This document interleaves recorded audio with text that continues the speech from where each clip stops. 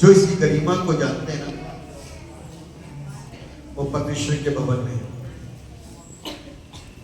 कि पूरे साल एक चक्कर घूमता है, 1 जनवरी से लेकर के 31 दिसंबर तक एक चक्कर घूमता है। और इस चक्कर में किसी को नहीं पता कि कौन जीवित रहेगा और कौन जीवित, किसके साथ में क्या घटनाएं घटित होगी किसी को नहीं मालूम, है ना, किसी को नहीं मालूम। और हमारे लिए चाहे 1 जनवरी हो या 31 दिसंबर हो, समान रहती है, नॉर्मल रहता है कि नॉर्मल है सारा मसला। लेकिन ये सारी चीजें नॉर्मल नहीं है, ये धन्यवाद देने का विषय है। यदि आप सोचते हैं और इस बात को जानते हैं कि आपको कोई चला रहा है, तो इस बात को जान लीजिए कि उसने पूरे साल आपकी जान को सुरक्षित किया है। यदि आप इस बात के ऊपर दृढ़ विश्वास करते हैं कि कोई है ऊपर, और जो ये बात को नहीं मानता तो उसके लिए कोई प्रॉब्लम नहीं,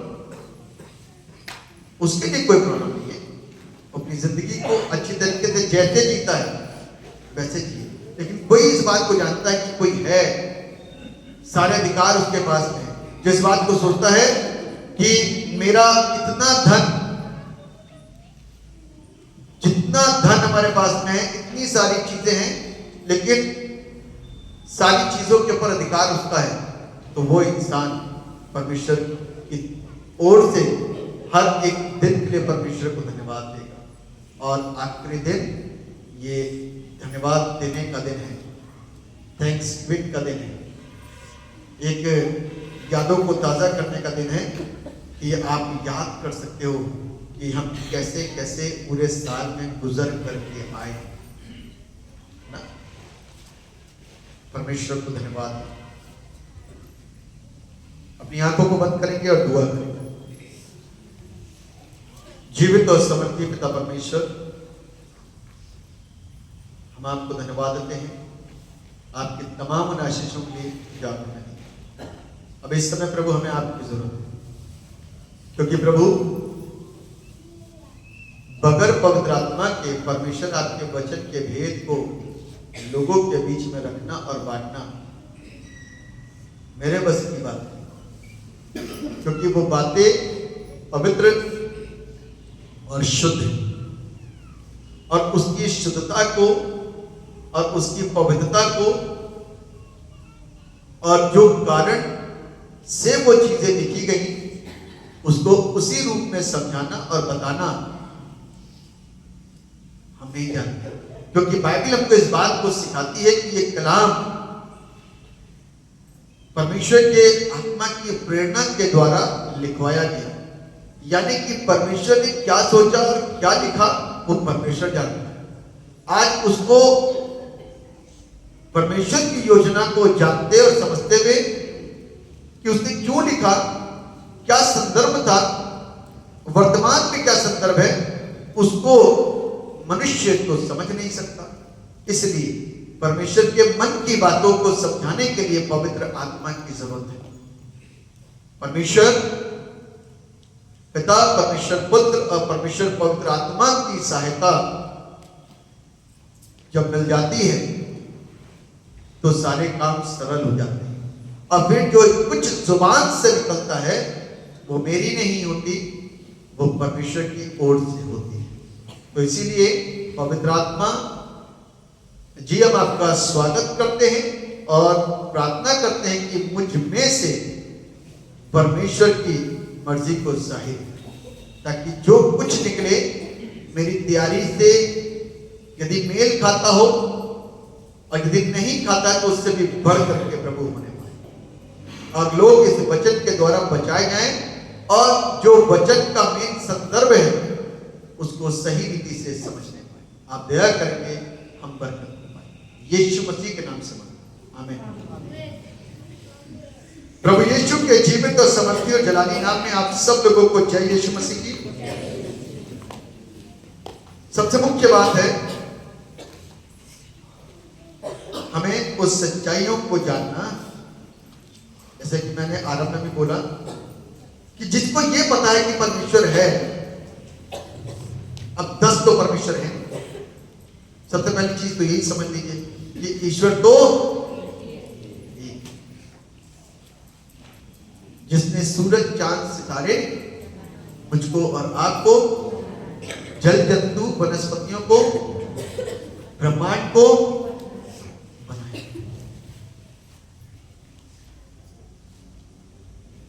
उसने इस शरीर के अंदर, अब जैसे आप हैं, आपको अपनी कोई शॉप लगानी हो, दुकान लगानी हो, तो उस बारदाने के अंदर आप अपनी सेटिंग करते हैं। ठीक उसी प्रकार से इस बाहर के स्वरूप के अंदर प्रभु ने अपनी सेटिंग करी। क्या करा है? सबसे ऊपर ब्रेन है। आप सोचो, सबसे ऊपर क्या है? और ये सर कितना मजबूत है? मजबूत है कि नहीं? दीवारों में सर मारा नहीं किसी ने? मारा होगा। बहुत सारे लोग समझदार हैं जो दीवारों में सर मारते है ना, लेकिन टूटता नहीं। ब्रेन को सुरक्षित रखने के लिए मजबूत चीजें परमेश्वर ने दी, बचा रहे, सुरक्षित रहे। बहुत ज्यादा ही डैमेज हो जाए तब कहीं ना कहीं जाकर के इंसान के ब्रेन में असर होता है और इंसान या एबनॉर्मल हो जाता है। यह परमेश्वर की योजना है, परमेश्वर का तरीका है और उसकी सृष्टि का तरीका है। सोचो जरा, हाथों और उंगलियों के अंदर उसने ब्रेन नहीं डाला। डाल देता हाथ और उंगलियों के अंदर ब्रेन, अंगूठा तो सबसे पहले लगता ना, यही ब्रेन देता नहीं करा, क्योंकि वो उसका ब्रेन है। जैसे उसने मुझको रात को रचा बनाया, वो अच्छा बनाया। कोई और किसी तरीके से इस रचना के विषय में बता सकता है? नहीं बता सकता, क्योंकि परमेश्वर एक है। और इस बाइबल के अंदर परमेश्वर ने दुनिया की रचना कैसे हुई और इंसान की रचना कैसे हुई का वर्णन किया है कि कौन से दिन कौन सी चीज, कौन सी दिन कौन सी चीज परमेश्वर ने रची और बनाई, इसमें वर्णन है। उत्पत्ति का मतलब होता है किसी भी चीज की शुरुआत और उद्गमन। और परमेश्वर ने, बाइबल इस बात बताती है कि परमेश्वर ने अपनी प्रेरणा से पवित्र लोग आत्मा के द्वारा उभारे जाकर के वचन को लिखा करते थे। ऐसे आम व्यक्ति, सामान्य व्यक्ति परमेश्वर के वचन को लिख नहीं सकता। तो कौन लिख सकता है? जिसके अंदर परमेश्वर का आत्मा काम करता हो, वो ही व्यक्ति लिख सकता है।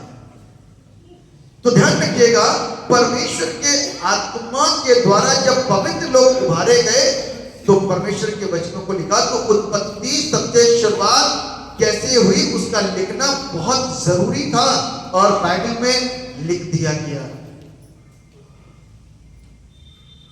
कोई कुछ कहे, कोई कुछ कहे कि इंसान इससे पैदा हुआ, आपके पूर्वज ये थे, आपके पूर्वज वो थे, ये सब एक मन गढ़ंत कहानियां हैं। ध्यान रखिएगा, ये सारी चीजें मन गढ़ंत कहानियां हैं। लोगों का कहना है, यदि आपने सुना है कि इतिहास लौट करके आता है, हिस्ट्री हमेशा लौटती है, इसमें कोई शक किसी को है? मैं बताना चाहता हूं,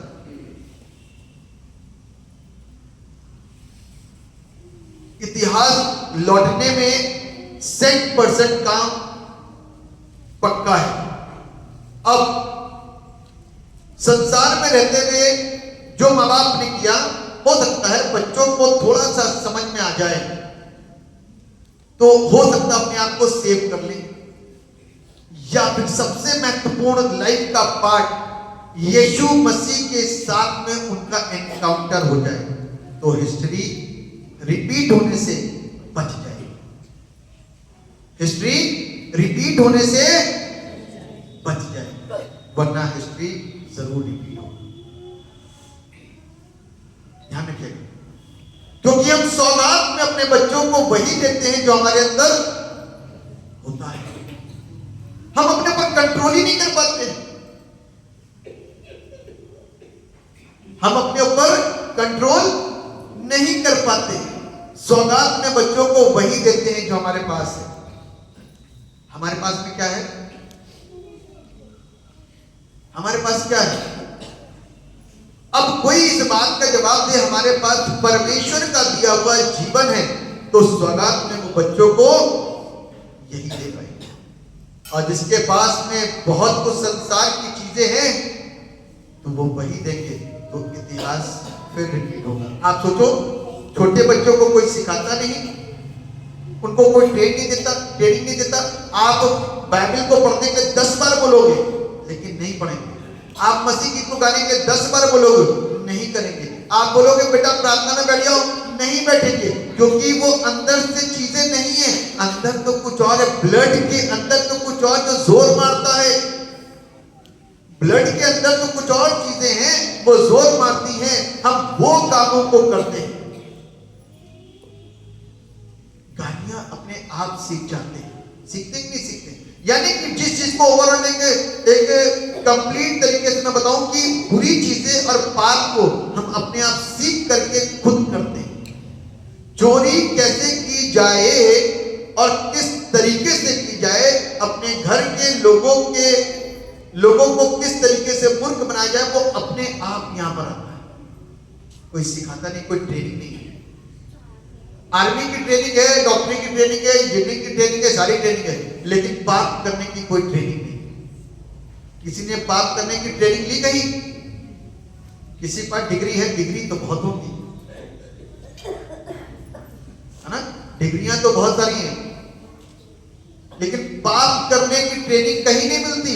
वो सिस्टम ऑटोमेटिक है, हवा में है, एयर में है, इसीलिए हिस्ट्री क्या होती है? रिपीट होती है।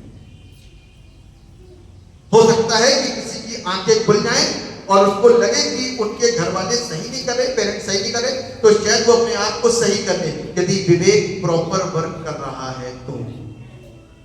पहली बात। दूसरी बात, यदि यीशु के साथ में काउंटर हो गया तो चीजें बदल सकती हैं। पॉल कहता है कि जो बातें कभी मेरे लिए लाभ की हुआ करती थी, आज वो क्या है? हानि की है और बुरा कर रही है। बड़ा सिंपल सी बात है। जिस विषय के ऊपर आज मैं मनन करने जा रहा हूं बड़ा इंपॉर्टेंट है, इसलिए मैं बार बार इस विषय को रिपीट कर रहा हूं, इसलिए मैं बार बार इस बात को बोल रहा हूं। वो विषय बड़ा ही खूबसूरत है और मुझसे और आपसे ताल्लुक रखता है, वो है फैमिली लाइफ। क्या है? फैमिली लाइफ, यानी कि पारिवारिक जीवन। क्या है? पारिवारिक जीवन। परमेश्वर ने देखा कि आदम कैसा है? अकेला है, जानवर से ज्यादा देर तक बात नहीं कर सकता, जानवर की भाषा को समझ नहीं सकता। बस भूख लगेगी तो जानवर के इंडिकेशन समझ में आ जाएंगे कि वो भौंक रहा है या दहाड़ रहा है, कुछ कर रहा है, तो उसके लिए उपलब्ध करा दिया जाएगा। लेकिन सारी बातें, फीलिंग्स को नहीं समझ पाएंगे। तो इंसान को समझने के लिए इंसान जैसा होना चाहिए। आप देखिए, परमेश्वर फेयर और सही और सटीक काम करता है, लेकिन यहां पर एक विचारधारा जो हमारे बीच में किताबों में आई है, वो अनवंशकता का जो नियम आया है कि हम कहीं से आए, यानी कि बदतर की औलादे थे। ऐसी शिक्षा हमारे मन में आई, क्योंकि उससे पहले का ज्ञान उनके पास नहीं है, क्योंकि पवित्र आत्मा के निकट वो नहीं गए और पवित्र आत्मा के द्वारा वो सिखाए नहीं गए। इसीलिए उनकी शिक्षा, उनका विज्ञान वहीं तक है, क्योंकि परमेश्वर को अपनी बुद्धि और अपने ज्ञान से भी तो लोगों को सिखाना था। विज्ञान की शुरुआत वहीं से होती है, वहीं पे खत्म होती है। अब विज्ञान उससे पहले और उससे आगे सोच नहीं पाया, उससे पहले कि उसको प्रमाण नहीं मिल पाए, उससे पहले कि कोई, क्योंकि विज्ञान के अंदर एक बड़ी महत्वपूर्ण चीज होती है, जिस चीज को वो लेकर के आता है उसको प्रूफ करता है। उसको क्या करता है? प्रूफ करता है कि हम प्रूफ करके सारी चीजें करते हैं। कोई इंजेक्शन लगता है ना, तो पहले वो जांचा जाता है, उसके बाद में लगाया जाता है। और परमेश्वर की बातों को समझना आसान बात नहीं। परमेश्वर की बातों को हम और आप देख सकते हैं, सुन सकते हैं, एहसास कर सकते हैं, समझ सकते हैं। और जब देखा कि आदम का अकेला रहना अच्छा नहीं है, लोग जानवर अपने जानवरों में चले जाते हैं, शेर अपने लोगों में मिल जाते हैं, बंदर मिल जाते हैं, लोमड़ी मिल जाती है, कौवे चले जाते हैं, लेकिन आदम अकेला रह जाता है। इसके साथ में कोई लौट करके नहीं आता, ये अकेला रह जाता है। तो परमेश्वर ने इससे मेल खाने के लिए इसी की पसली को निकाल करके एक स्त्री को बनाया और उसका नाम क्या दे दिया? हव्वा। क्या कर दिया? उसका नाम हव्वा दिया। परमेश्वर परिवार को बनाने में बहुत खुश है, और सही परिवार, परमेश्वर तो कुछ भी कर सकता है, और परमेश्वर आदम के साथ में किसी भी जानवर को कनेक्ट कर देता, जोड़ देता किसी भी जानवर साथ में। जानवरों के बीच में आदम पड़ा हुआ है ना, जानवरों के साथ में आदम पड़ा, तो ऐसा पॉसिबल नहीं है। परमेश्वर सही काम करता है, इसीलिए परमेश्वर ने उसकी पसली निकाल करके उसके लिए एक स्त्री को बना दिया, उसका नाम क्या रखा? और तब से लेकर के जितनी पैदावार है वो आदम की पैदावार है, बंदर की, है ना? बंदर की नहीं, किसकी पैदावार है? आदम की। ये बेशक था कि आदम नग्न अवस्था में था। कैसी अवस्था में था? लेकिन जब पाप कर दिया तो उसको लज्जा आने लग गई। तब उसको जो वस्त्र परमेश्वर ने दिए थे वो वस्त्र पहना करके जब अदन की वाटिका से बाहर निकाला ना, तब के बाद से एक पापी देह और पापी स्वभाव और पापी सोच के साथ में जब वो बाहर आया तो हो सकता था वो बंदर दिखने लग गया, है ना? क्योंकि हमारे काम कैसे हो गए? गंदे और पापी, और वो उसी वस्त्रों के साथ में रहते थे, पत्तों को लपेटा या किसी प्रकार के चमड़े को लपेट करके ही अपने जीवन को जी रहे थे, और यही अर्धनग्नता उनके जीवन में थी। और करते करते आधुनिकता के जीवन में हम प्रवेश कर चुके हैं। कैसे जीवन में? आधुनिकता के जीवन के अंदर आज भी यदि कोई बिल्कुल पिछड़ी जाति में जाता है ना, तो उसको बोलते हैं आदिवासी। कौन से? आदिवासी, जो कि आज भी कहीं ना कहीं कैसी अवस्था में रहते हैं? नग्न अवस्था में या अर्धनग्न अवस्था में, जिनका शिकार आज भी तीर कमान के साथ में होता है।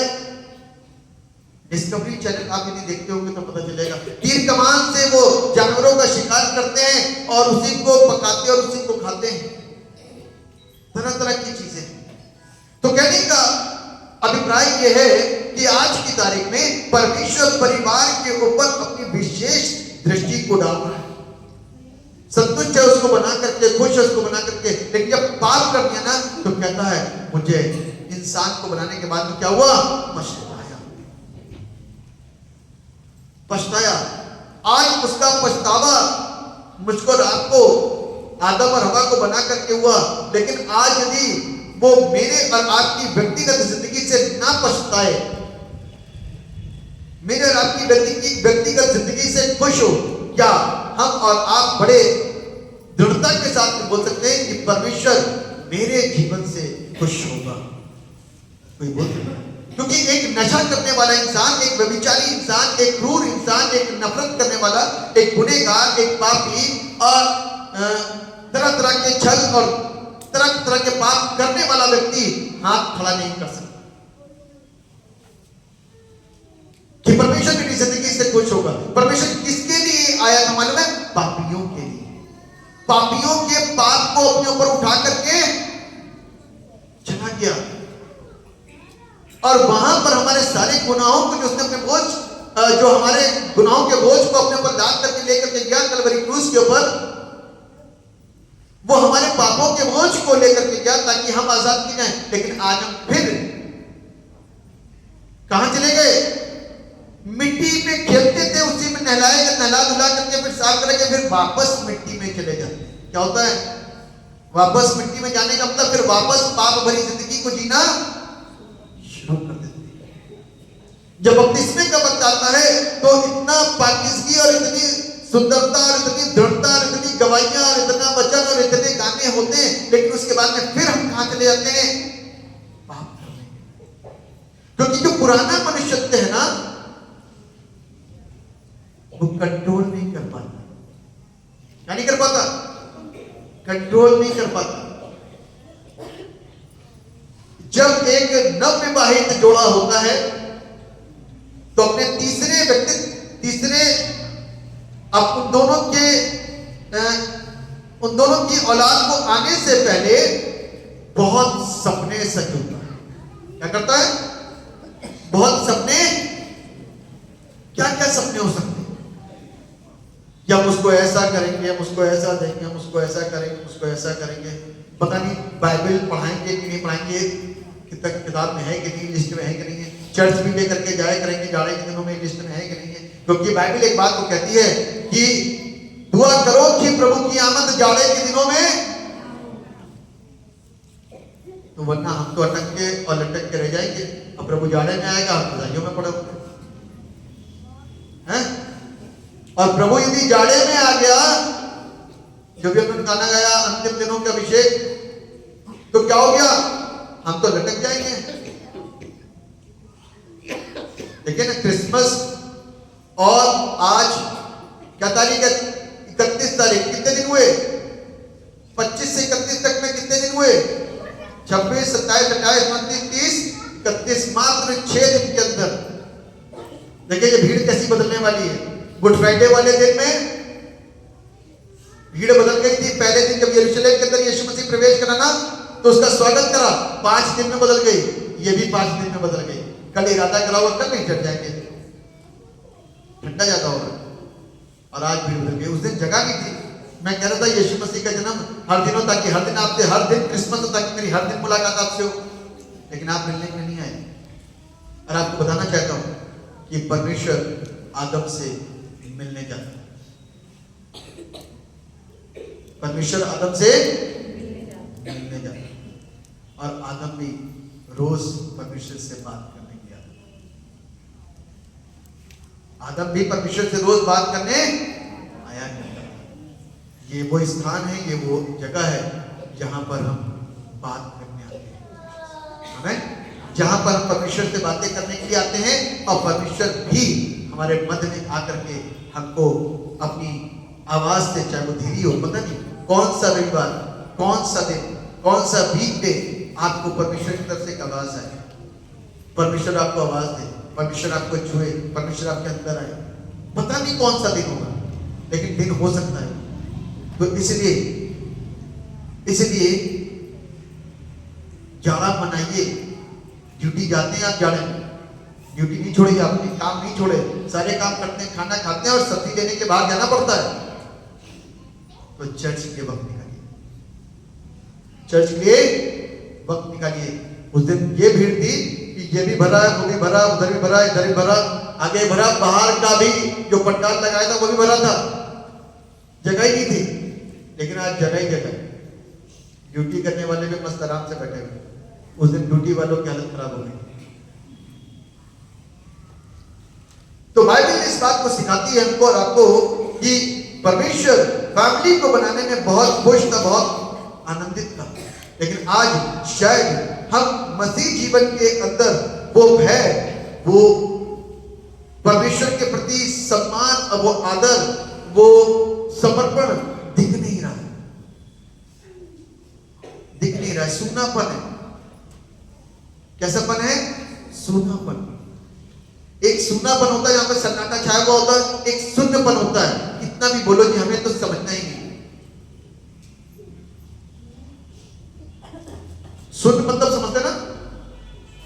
जब शून्य हो जाए, आप इंजेक्शन लगाओ तो पता चलेगा।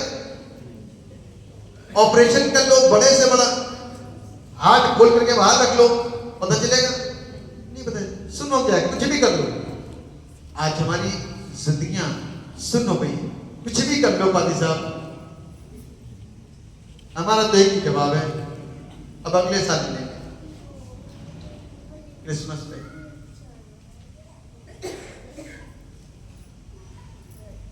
तो मैं बड़ा स्पष्ट जानता हूं, और ऐसे लोगों के प्रति मेरे दिमाग में एक सोच बड़ी स्पष्ट है कि उन्होंने कभी भी प्रभु से प्यार नहीं किया। मैं तो स्पष्ट तरीके से बात कर रहा हूं कि उन्होंने कभी भी प्रभु से प्यार नहीं किया। उनका प्यार सिर्फ एक दिखावे का था, और दिखावे का है। बाइबल हमको इस बात बताती है, आज्ञाकारिता का जो स्वभाव होता है ना, इसका स्वभाव, आज्ञाकारिता का जो स्वभाव होता है वो परिवार को बिल्कुल बांध करके रखता है। आज्ञाकारिता का जो स्वभाव होता है वो परिवार को बांध करके रखता है, क्योंकि यदि आप अपने घर की आज्ञा का पालन करेंगे तो आपका परिवार बंधा रहेगा। यदि कोई क्या कहते हैं आज्ञाकारिता को नहीं मानेगा तो परिवार टूट जाएगा। एक इधर, एक उधर, एक उधर, एक उधर, एक उधर, सब चारों कोने पे अलग अलग रहेंगे। यदि आज्ञाकारिता है तो सब बंधे रहेंगे, और यदि आज्ञाकारिता नहीं है तो सब अलग अलग काम करेंगे। लिखा है यदि आज्ञाकारिता हमारे जीवन के अंदर बनी रहती ना तो बंधे रहते हैं, और उसके साथ हमारा रिश्ता एक दूसरे के साथ स्वस्थ और मजबूत होता है। हमारा रिश्ता कैसा होता है? स्वस्थ और मजबूत। बहुत घर, बहुत परिवारों के रिश्ते स्वस्थ और मजबूत नहीं है। बहुत परिवारों के रिश्ते स्वस्थ नहीं, मजबूत नहीं।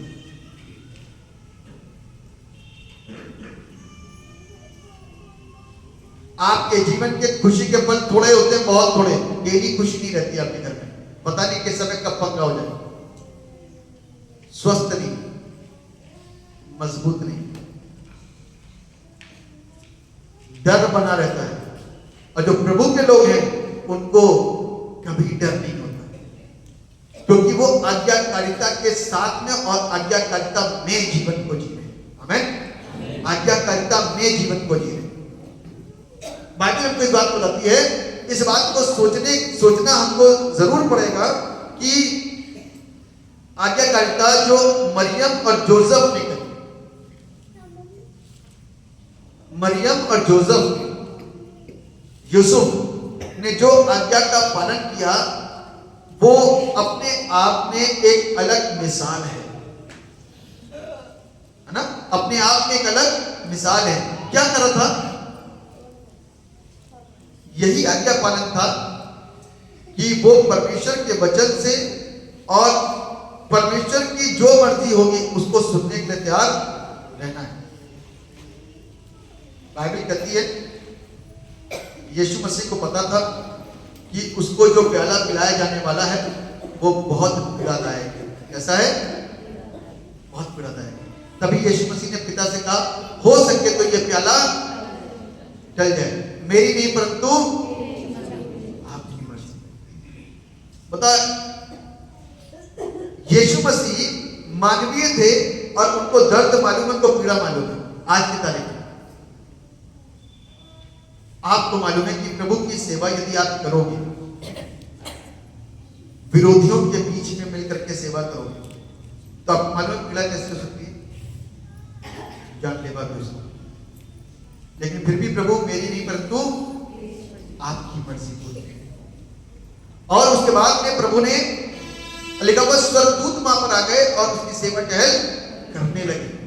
आज की तारीख में हम और आप भी स्वर्गदूतों की सुरक्षा के साए में रहते हैं, क्योंकि परमेश्वर का विशेष अभिषेक और अनुग्रह हमारी और आपकी जिंदगी के ऊपर ठहरा रहता है।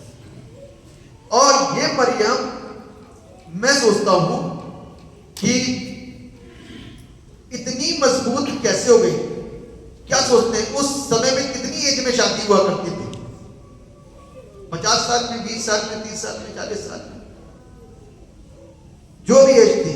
लेकिन ये स्त्री, ये लड़की वचन में इतनी दृढ़ और इतनी मजबूत थी, किसने परमेश्वर की आवाज को सुना और फैसला लेना। देखिए, हम लोग तो बड़ी आसानी के साथ में प्रचार करते हैं, बड़ी आसानी के साथ में प्रचार करते हैं। आप इसको अपने ऊपर ले लो, कोई भी लड़की अपने ऊपर लीजिए।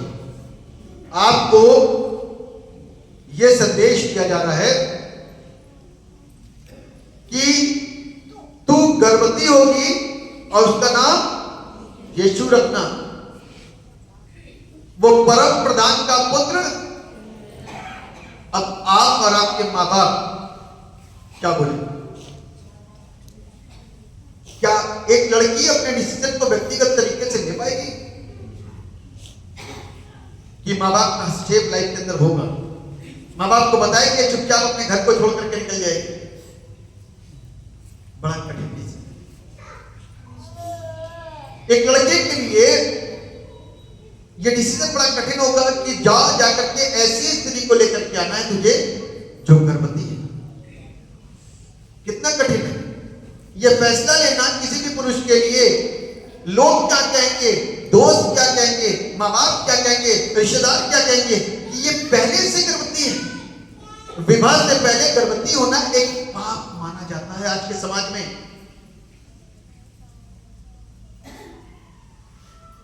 और इस चीज को मरियम ने और यूसुफ ने कैसे स्वीकार करा? आप सोचो उनका माइंड सेटअप कैसा होगा। कभी सोचिए उस स्थान पर, उस जगह पर बैठ कर कैसा सेटअप होगा। मैंने सोचने की कोशिश करी तो उन्होंने, मैं ऐसा सोचता हूं कि उन्होंने, क्योंकि प्रभु से प्यार था, अब हो जाए कुछ भी, चाहे बोले पापा, चाहे बोले मम्मी, चाहे बोले भाई, चाहे बोले रिश्तेदार, मार तो नहीं देंगे। यदि मार भी देंगे तो जो स्वर्गदूत आकर के मुझको बोल रहा है फिर उसका काम क्या रह जाएगा? बचाने वाला तो वही है। वो परमेश्वर जिसने मुझे चुना है इस बड़े काम के लिए, बचाने वाला तो वो है। मर जाएंगे तो भी उसके लिए मरेंगे और जिंदा रहेंगे तो उसके काम को करेंगे। इस ध्येय के साथ में मरियम ने परमेश्वर के वचन की आज्ञा का पालन किया और यूसुफ ने परमेश्वर के वचन की आज्ञा का पालन किया। और फिर लिखा, तू अपनी पत्नी मरियम को अपने यहां ले आने से मत डर, जो उसके घर में वो परमेश्वर की ओर से एंड में कंफर्मेशन देना था स्वर्गदूत को और परमेश्वर को। कहती है मुझे तेरे वचन के अनुसार। यूसुफ भी बोला ठीक है प्रभु, तेरे वचन के अनुसार सारी चीजें होंगी। यानी कि प्रभु को मालूम है कि जिसको वो चूज कर रहा है वो ना नहीं करेगा। बड़ी बात है। अय्यूब को जब परमेश्वर ने पकड़ा ना, शैतान ने जब आके शैतान से बातचीत हुई परमेश्वर की, उसने, तूने मेरे दास को देख के, हाँ देखा सारी चीजें तूने दे रखी है। तो परमेश्वर बहुत कॉन्फिडेंट था, उसने कहा जा करके मेरे दास को छू ले। परमेश्वर उसी के ऊपर अपना कॉन्फिडेंस दिखाता है जिसको उसने परखा है और जिसको वो हिम्मत देता है। आमीन। इस बात को ध्यान रखिएगा। मैं फिर से बताना मान रहा हूं कि यदि आज आप परमेश्वर के दास और दासी और बेटे बेटियां हैं और परमेश्वर ने आपको उदाहरण बनाना है तो वो आपको हिम्मत देगा। वो आपको हिम्मत देगा, वो आपको बचाएगा, क्योंकि काम उसका है, हमारा नहीं, संसारिक काम। वो आपको हिम्मत देगा, वो आपको दृढ़ बनाएगा, वो आपको तमाम मुश्किलों से निकाल के बाहर लेकर के खड़ा करेगा। और जिस समय एंड होगा ना, उस समय आप बड़ी महिमा को देखोगे। ये परमेश्वर है। यदि आप इस नजरिए से उसको देख करके समझ पा रहे हो वचन को, तो मैं सोचता हूं कभी भी आप परमेश्वर को छोड़ोगे नहीं। पक्की बात बता रहा हूं कि कभी भी कोई परमेश्वर को छोड़ेगा नहीं। परमेश्वर पर सिर्फ चंगाई प्राप्त करने के लिए मत आना, अपने मान सम्मान को प्राप्त करने के लिए मत आना, अपने जीवन को बचाने के लिए आना। वो जिंदा परमेश्वर। आप किसी मूर्तों की इबादत करने के लिए यहां पर नहीं खड़े हो, आप जिंदा खुदा की इबादत करते। किसकी? जिंदा खुदा की इबादत करने के लिए आए हो। और बाइबल हमको इस बात को बताती है कि मरियम और यूसुफ ने इस बात को स्वीकार करा, यानी कि परमेश्वर के वचन के प्रति क्या हो गए? वो पूरी रीति से दृढ़ और मजबूत थे। प्रभु, हमने जो विचार करना था कर लिया, लेकिन एंड में मुझे तेरे वचन के अनुसार हो। अब सिचुएशन आप बनाएंगे, प्रोटेक्शन आप देंगे, हर एक चीज का जवाब देने के लिए मुंह के अंदर शब्द आप देंगे, हर एक परिस्थितियों का सामना करने के लिए आप मदद करेंगे। मेरा काम खत्म, मेरा काम अब मैं आपके लिए समर्पित। अब मेरे हर एक कदम प्रभु के लिए। आमीन। मरियम और यूसुफ इस दिशा में आगे बढ़े और आगे चल के अपनी जिंदगी को बसर करना शुरू कर दिया। उस जीवन को जीना शुरू करा। और करते करते आप सोचो मरियम क्या सोचती होगी, मरियम क्या सोचती होगी जब वो पैदा हुआ बच्चा, तो उसकी खूबसूरती सारी चीजों को देख करके हर बात के अंदर एक चीज आती है, परमेश्वर का बेटा है। हमें सोचो तो जरा, ये परमेश्वर का बेटा है और कैसी खूबसूरती और कैसा तेज और कैसा नूर यीशु के चेहरे पे होगा। ये परमेश्वर का बेटा है, ये पवित्र आत्मा की सामर्थ से पैदा हुआ है। और पवित्र आत्मा से पैदा हुई औलाद कैसी खूबसूरत है और कैसी सामर्थी है। आपको मालूम है, मैंने सुना कुछ लोगों के मुंह से कि जब यीशु मसीह बच्चे थे ना, तो चिड़ियों को हाथ करते थे तो चिड़ियों को जीवित कर दिया गया। पता नहीं किसने सुना कि नहीं सुना, सुना किसने सुना? तो अच्छी बात है, नहीं सुना तो मैं बता रहा हूं। तो ऐसी ताकत मेरे अंदर तो नहीं कि मैं इस फूल को सजीव अवस्था में ला करके दे दूं, क्योंकि मैं तो कौन हूं, एक इंसान। और परमेश्वर कौन है? परमेश्वर। तो अब तो मान लेना चाहिए वो परमेश्वर है कि जो चिड़ियों को छूता है, या मिट्टी की चिड़ियों को बता रहा हूं मैं, मिट्टी की चिड़िया लोग बनाते नहीं है, ये सारी इसको छू दिया तो ये फूल बन गए, इसको छू दिया फूल बन गया। वो कुछ नहीं कर सकता है, ही इज अ क्रिएटर। क्योंकि जब मिट्टी का पुतला बनाया था तो पुतला था, उसके अंदर जान किसने डाली? स्वयं परमेश्वर ने। तो क्या इसके अंदर जान नहीं डाल सकता? He is a God. तो तब से लेकर के वो काम करता चला गया, काम उसके बंद हुए क्या? आज तक काम कर रहा है। हमें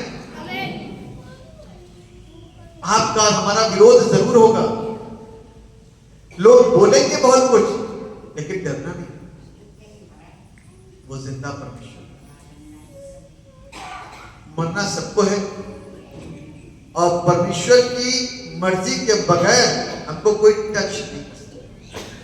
हमें हमारी जिंदगी का यदि अंतिम क्षण और अंतिम वक्त आ गया ना, तो वो उसी की मर्जी। यही दुआ करा करें, प्रभु मेरी मृत्यु आपकी मर्जी के मुताबिक हो,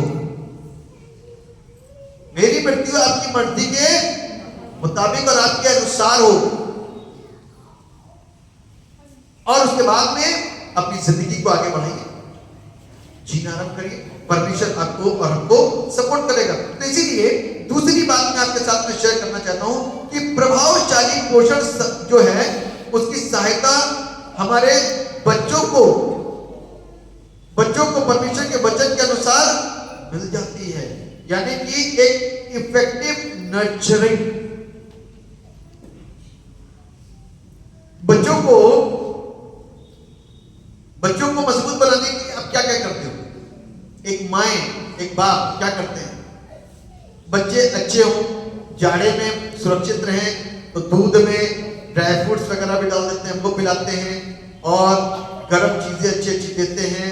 और उसके बाद में बहुत चीजें उनके लिए खाने पीने का पोषण प्रदान करते हैं, ताकि वो उनकी अच्छी परवरिश हो सके। और आत्मिक जीवन को दृढ़ और मजबूत बनाने के लिए ये पोषण बहुत जरूरी है। आत्मिक जीवन को मजबूत करने के लिए ये चीजें, ये पोषण बहुत जरूरी है। जब आप इसको पढ़ोगे तो पवित्र आत्मा को जानोगे, जब आप बाइबल को पढ़ोगे ना तो पवित्र आत्मा को जानोगे। क्योंकि इस दुनिया के अंदर घूम के आओगे, नैतिक बातें सब जगह, सारी पुस्तकों के अंदर लिखी नैतिक बातें, लेकिन पवित्र आत्मा की बात कहीं नहीं लिखी, अलौकिक बातों का जिक्र कहीं नहीं।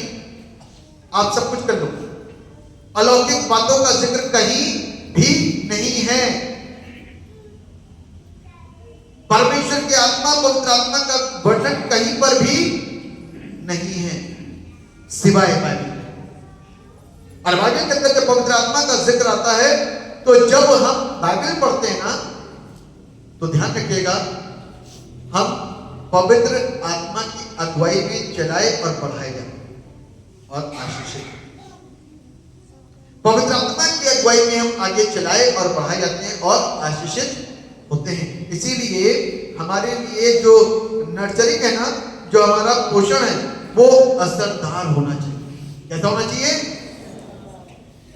असरदार। आपकी दुआ असरदार, आपका वचन देना असरदार, आपका किसी को टच करना असरदार, आपका देखना असरदार। बहुत सारे लोग के माँ बाप बच्चों को देखते रहते हैं, बच्चों को असर ही नहीं पड़ता। अब कोई माँ बाप ने यूं ही देख लिया बस, तो बच्चे चुपचाप से बैठ जाते हैं डर के मारे। असरदार। ड्यूटी से आ रहे हैं, पता चल गया टाइम हो गया आने वाले हैं, असरदार। सिर्फ आना अभी देखा ही नहीं, आना ही असरदार है, देखना असरदार है, और दहाड़ दिया बोल दिया असरदार। तो इसमें असरदार बनना, जब वचन देंगे ना तो ऐसा वचन यहां पर है, बदलने वाला बदले, जिसको चुभता उसको चुभे, जिसकी जिंदगी के अंदर काम करता उसकी जिंदगी के अंदर काम करे, असर को पैदा करे, ताकि जिंदगियां बननी शुरू हो जाए। जिंदगियां क्या होनी शुरू हो जाए? बननी शुरू हो जाए, और लोग एक खूबसूरत जीवन को जीना आरंभ करें। मसीह जीवन के अंदर एक अच्छा पोषण देना, ये ध्यान रखिएगा, दूसरों के साथ जिसके जीवन के अंदर मसीह पोषण, मसीह की बातें पाई जाती हैं, जिसके जीवन के अंदर मसीह की बातें पाई जाती हैं, आप ध्यान रखना कि हमने तो यहां पर अपना अपना परिवार बनाया, लेकिन यदि एक फुल फैमिली की बात की जाए तो वो कहां से शुरुआत है? आदम से। कहां से शुरुआत है? जोर से बोलिए ना, आदम से। सारा फैमिली किसका ये? और आपने अपना अपना बना दिया। लेकिन मसीह परिवार आज भी एक ही परिवार है, ध्यान रखना। बाइबल में ट्रेन करा गया, बाइबल में सिखाया गया, जो प्रभु में है, जो किस में है? जोर से बोले, जो प्रभु में है वो नई सृष्टि। अब उसमें जाति पूछने की जरूरत नहीं है, भैया कौन सी जाति से हो? सूट पहन लिया तो बड़ी जाति हो गई, गंदे कपड़े पहन लिए तो छोटी जाति हो गई, शेव करके खूब अच्छे हो गए तो अच्छी जाति हो गई, दाढ़ियां बढ़ी है तो छोटी जाति हो गई। इससे लोगों को आंकना बंद कर दो, प्रभु के लोगों, क्योंकि बाइबल हमको इस बात को सिखाती है, जिसके जीवन के अंदर एक अच्छा मसीह जीवन है, वो दूसरों के साथ मसीह जैसा व्यवहार करेगा। आमीन। आप यदि दूसरों के साथ गंदा व्यवहार करें, इसका मतलब कि आपके अंदर मसीह जीवन का, बाइबल में ऐसा नहीं लिखा है, बाइबल में ऐसा भी लिखा है कि जो 3 बार समझाने के बाद में ना जाने, ना सुने, ना माने, उसे अन्य जाति के समान समझना। ये भी लिखा है बाइबल में, ये भी लिखा, जो बार बार समझाने पर ना सीखे तो एक दिन उसका दिया अचानक से बुझ जाएगा। ये भी लिखा है। लेकिन ये परमेश्वर का काम है ना, परमेश्वर दिया किसी का जला सकता है, किसी का बुझा सकता है, तो परमेश्वर के काम है। लेकिन हम नई सृष्टि हैं, हम पवित्र आत्मा के दिनों के जीवन के अंदर काम कर रहे हैं और जी रहे हैं। इसलिए हमको पवित्र आत्मा की अगुवाई में होकर के, परमेश्वर के वचन में होते हुए, हमको दूसरों के साथ में अच्छे व्यवहार को रखने की जरूरत है और करने की जरूरत है। ऊंच नीच और छोटा बड़ा ये सारी भावनाओं को अपने अंदर ला करके नहीं रखना है। हमें परमेश्वर की मर्जी को अपने जीवन से पूरी रीति से पूरा करना है। अपनी लाइफ को डेकोरेट करो। चर्च को डेकोरेट कर दिया हमने, अपनी जिंदगी को डेकोरेट करो परमेश्वर के वचन की अच्छाइयों से, पवित्र आत्मा के वरदानों की द्वारा अपने जीवन को डेकोरेट करिए। तब देखिए जीवन बड़ा सरल हो जाता है, दुश्मन को भी अपना बनाया जा सकता है। ये बाइबल है, ये बाइबल है। आज से पहले कितने लोग यहाँ पर जो बैठे हैं, हो सकता है कि वो कितने लोग क्रिश्चियनिटी से नफरत करते हो, क्योंकि उनके अंदर जो एक अलग तरीके की सोच डाली गई, और वो सोच उन्होंने कभी सोची नहीं, बस उसको ऐसे ही उठा के एडॉप्ट कर लिया। ना उसका आगा जानते हैं, ना उसका पीछे जानते हैं, और उन्हें बुरा कहने का एक नियत बात है कि वो बुरे हैं, वो बुरे हैं, वो बुरे हैं। उनके बीच में आकर के कभी नहीं देखा कि वो प्रभु के मानने वाले लोग हैं और प्रभु के वचन के अनुसार चलने वाले लोग, वो बुरे नहीं।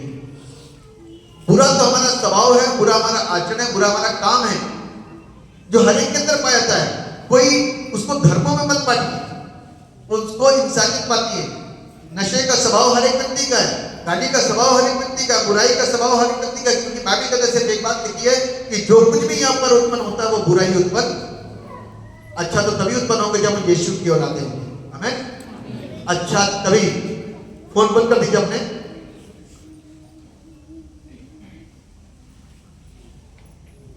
अच्छा तभी होगा जब हम यीशु मसीह की औलादे होंगे। हाँ, अच्छा तभी होगा जब यीशु के द्वारा सीखे जाएंगे, यीशु के द्वारा तैयार किए जाएंगे, तभी तो हमारे अंदर अच्छा स्वभाव, अच्छा नेचर आएगा। वरना संसारिक व्यक्ति के अंदर जो भी उत्पन्न होता है वो बुरा ही उत्पन्न। तो इसलिए हम और आप अपने जीवन के अंदर अच्छी चीजों को लेकर के आए, और इस बात को ध्यान रखिए कि हमारा जो कैरेक्टर है ना वो एक जैसा। पवित्र आत्मा का कैरेक्टर कभी बदला? पवित्र आत्मा का काम इंडिया में कुछ और यूएसए में कुछ और हो सकता है? पवित्र आत्मा का कैरेक्टर एक ही है।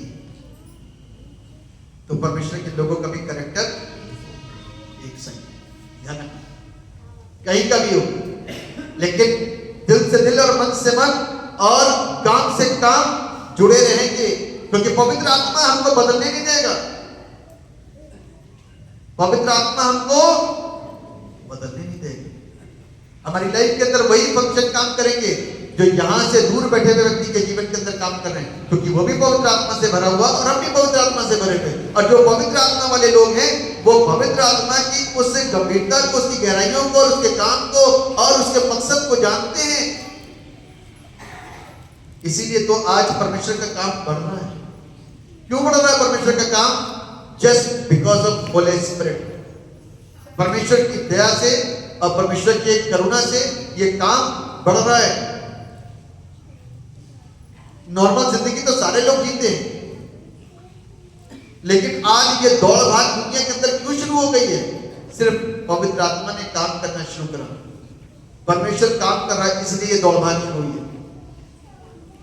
लोग चंगे हो रहे हैं, भविष्यवाणियां हो रही हैं, उनको बताया जा रहा है, उनको अवगत कराया जा रहा है, बड़े अनोखे काम हो रहे हैं, चमत्कारिक काम हो रहे हैं। ये कौन कर रहा है? पवित्र आत्मा।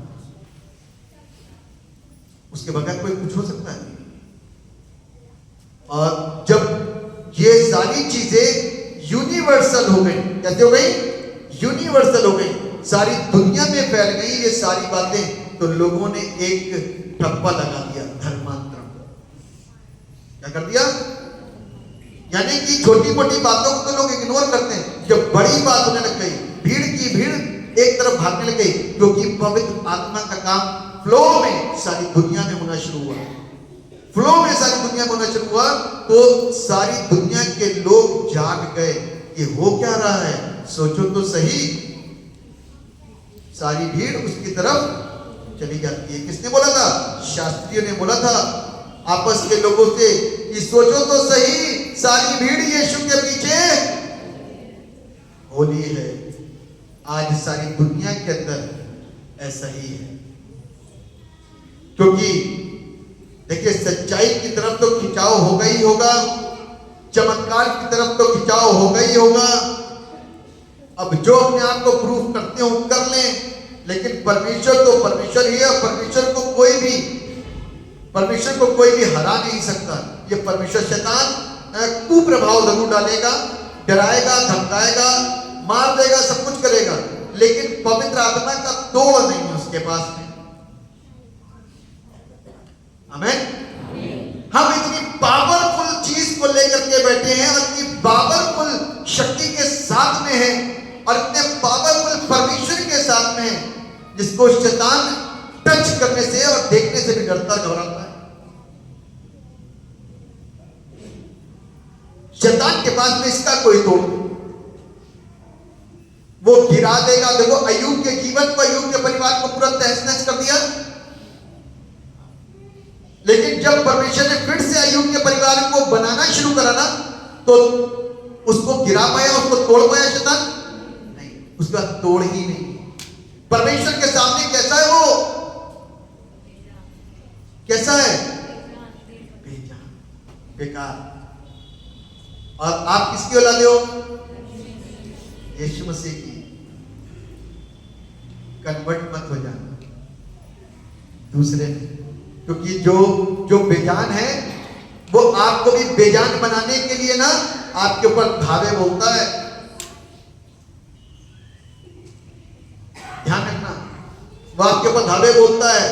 कमजोरों को पकड़ करके तरह तरह की चीजें, उनको मारना, पीटना, गंदे डरावने सब दिखाना, मरे लोग दिखाना, जिंदा लोग दिखाना, तरह तरह के काम दिखाना, अटैक करवाना, दुष्ट आत्माओं के बीमार बनाना और एबनॉर्मल बनाना, तरह तरह के अटैक करवाता है। ये शैतान करवाता है।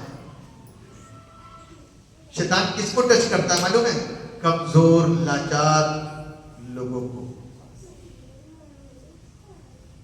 प्रभु के लोगों के ऊपर उसका अटैक काम नहीं करता, क्योंकि हम असरदार लोग हैं। हमें हम शैतान के ऊपर उल्टा असर डालते हैं। शैतान को उस परिवार से, उस घर से भागना पड़ेगा। इसीलिए बाइबल हमको सिखाती है। अंतिम बात बोलूंगा, खत्म करूंगा। निकाल लीजिए मेरे साथ कुलुस्सियों की पत्री उसका 3रा अध्याय, कुलुस्सियों की पत्री उसका 3रा अध्याय और उसके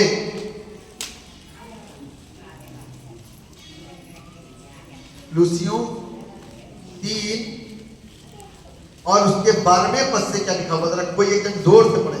इसलिए परमेश्वर के चुने हुओं के समान जो पवित्र और प्रिय है, बड़ी करुणा और भलाई और दीनता और नम्रता और सहनशीलता धारण करो। ये पहनने की जरूरत है, धारण करने की जरूरत है। आप सोचो कि यीशु के स्वभाव को आपको धारण करने का मौका मिल रहा है। इसका मतलब पहले तो आपको जानना है, उसके बाद में धारण करना है।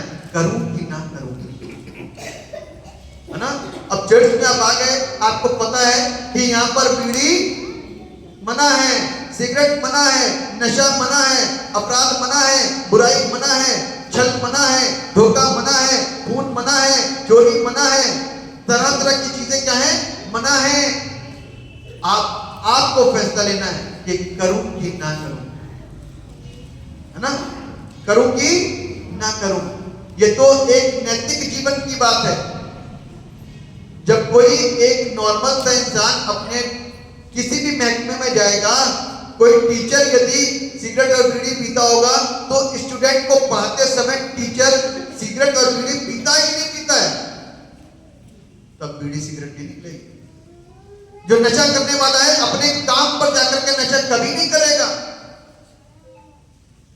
इसका मतलब आप वहां पर कंट्रोल कर सकते हो, वहां पर अपने आप को पूरी तरह से कंट्रोल कर सकते हो, लेकिन घर में कंट्रोल नहीं कर पा रहे। इसीलिए वो कंट्रोल जो नहीं है ना, इससे आपकी जो संतानें हैं आपको देखती हैं और सौगात में वही इतिहास को रिपीट करती हैं, वही इतिहास को क्या करती हैं? दोहराती हैं। और बाइबल कहती है तुम परमेश्वर के चुने हुओं के समान जो पवित्र और प्रिय और बड़ी करुणा और भलाई और दीनता और नम्रता और सहनशीलता धारण करो। और यदि किसी को किसी पर दोष देने का कोई कारण हो तो एक दूसरे की सह लो और एक दूसरे के अपराध को क्षमा करो। जैसे प्रभु ने तुम्हारे अपराध क्षमा किए वैसे ही तुम भी करो। प्रभु ने क्या करे? तुम्हारे अपराधों को क्षमा कर दिया, तुम भी क्या करे हो? एक दूसरे के अपराध को क्षमा करो। इन सब के ऊपर प्रेम जो सिद्धता का कटिबद्ध है बांध लो। सिद्धता का, क्योंकि सिद्ध होने के लिए, परमेश्वर के साथ में दृढ़ और मजबूत होने के लिए हमको और आपको उसके प्रेम को अपने अंदर धारण करना है। प्रेम बुरा नहीं मानता, प्रेम अनरीति नहीं चलता, झुंझलाता नहीं, बुरे काम नहीं करता और सब कुछ सहन कर लेता है। ये क्या है? सिद्धता का कटिबद्ध है। इसको क्या कर लो? बांध लो। मसीह की शांति जिसके लिए तुम एक देह होकर बुलाए भी गए हो, तुम्हारे हृदय में राज करे और तुम धन्यवादी। तो ये चीजों को धारण करने की जरूरत है, ये चीजों को अपने अंदर लेने की जरूरत है, तब जाकर के हमारे परिवार खूबसूरत हो सकते हैं। वरना हम अपने परिवार को लेकर के आंसू बहाते रहेंगे, बताएंगे नहीं, घर की घर में रखेंगे लेकिन आंसू बहाते रहेंगे, टेंशन में रहेंगे। काय में रहेंगे? टेंशन में रहेंगे। इसलिए उस टेंशन से बाहर आ जाओ, यीशु को जीवन सौंप दो। प्रभु अब जो हुआ सो हुआ, आज से मेरी जिंदगी आपको समर्पित। अब मेरे जीवन के, मेरे परिवार के आप कौन बन जाओ? मुखिया। और मेरी लाइफ को, मेरी जिंदगी को, मेरे परिवार को, मेरे हर एक फैसले को ड्राइव करो। मैंने आपको बताया मैं हमेशा दुआ करता हूँ। सवेरे उठते भी दुआ ये होती है कि मेरी जिंदगी में पता नहीं मौका दोबारा उस समय प्रार्थना करने का मिले या ना मिले, मेरी जिंदगी को और जिंदगी में होने वाले हर एक फैसले को प्रभु आप ले। मुझे क्या कहना और क्या नहीं कहना वो सब आपको बोलना। मैं इस शुरुआत के साथ में अपने दिन का आरंभ करता हूँ, इस प्रार्थना के साथ में अपने दिन का आरंभ करता हूँ। और परमेश्वर को जो भी काम करो, मैंने कहा प्रभु जो मेरे से आज गलत भी निकले, बुरा भी निकले, जो भी निकले, मेरी जुबान को, मेरी हर एक चीज को कंट्रोल करके सारे काम को करना। लोगों को लगेगा कि गलत काम कर रहे हैं, लेकिन वो गलत काम उनको आने वाले दिनों में सही सा जान पड़े। इस तरीके से काम, गलत का मतलब ये नहीं उल्टे सीधे काम कर रहे हो परमेश्वर की मर्जी हो, वो नहीं। पब्लिक को लगेगा कि कैसा काम कर रहे हैं, लेकिन वो आने वाले दिनों में उनको सही जान पड़ेगा, क्योंकि वो मेरी ओर से नहीं, परमेश्वर की ओर से। कहां मुझे जाना है, कहां लेकर के जाना है, जुबान को कितना खुलवाना है, कितना बुलवाना है, वो प्रभु आप जानते, मुझे नहीं मालूम। तो जब इस तरीके से अपने आप को समर्पित करके आगे चलेंगे ना, तो जीवन लगेगा, मजा आएगी जीवन में। वरना कुड़ करके जीवन को जीने वाले भी बहुत बैठे हैं, अफसोस के साथ में जीवन को जीने वाले भी बहुत बैठे हैं, अपने परिवार के साथ में खुश नहीं है, परिवार में प्रार्थना नहीं होती, ये अफसोस है। माँ कहती है कितना बोलते हैं, प्रार्थना नहीं करते, कितना बोलते हैं, दुआई नहीं करते। ये एक अफसोस का विषय है, क्योंकि जब ट्रेनिंग का टाइम था ना, तब आप सोए, अब वो सोए। इसीलिए बपतिस्मे को जो बचपन में होता है ना, हल्का ना समझे। आज की तारीख में बपतिस्मे को इतना हल्का समझ लिया। बाजी साहब हमारा भी बपतिस्मा हो गया, इसीलिए मैं क्लास देता हूँ। आपको मालूम, आपके बपतिस्मे को दोबारा नहीं करूंगा, आपके बपतिस्मे को बपतिस्मा बताऊंगा कि बपतिस्मा क्या होता है, तब आपको आगे बढ़ो, ताकि आप बपतिस्मा जानो, प्रभु भोज जानो, तब आगे बढ़ो, तब आप सही मायने में शिक्षित होकर के आगे बढ़ोगे। वरना तो ऐसे बपतिस्मे बहुत लोगों के हुए हैं और लोग वापस हो चुके हैं, और ऐसे बपतिस्मे से कोई लाभ नहीं जिस जीवन के अंदर पाप और कुकर्म और सारे तरह के अपराध काम कर रहे हैं। ऐसे बपतिस्मे का कोई लाभ नहीं। जीवित बनिए और परमेश्वर के ध्यान अपनी जिंदगी बनिए, तो परमेश्वर दुआ। परमेश्वर पिता हम आपको धन्यवाद देते हैं, साल के अंतिम दिन में प्रभु आपने इबादत करने का मौका दिया, वचन से सिखाने का मौका दिया। दुआ करते कल नए वर्ष में प्रभु जो हम लोग आराधना करेंगे, तो आपकी नई आशीषों को प्रभु अपने जीवन के अंदर देखने पाए। आप दयावान हैं, अपने लोगों पर दया और अपने लोगों पर करुणा करते हैं, सब पर अपनी दया को बनाई देगा। और आज के वचन की शिक्षा प्यारे पिता हमारी जिंदगियों को पूरी रीति से नवीन करे, खूबसूरत बनाए। उपस्थित सब लोगों को बड़ी बरकत दीजिएगा। सारा महिमा गौरव आपको देते हुए इस दुआ को अपने नाम में मांग लेते हैं, जैसे सुनिए और कबूल कीजिए।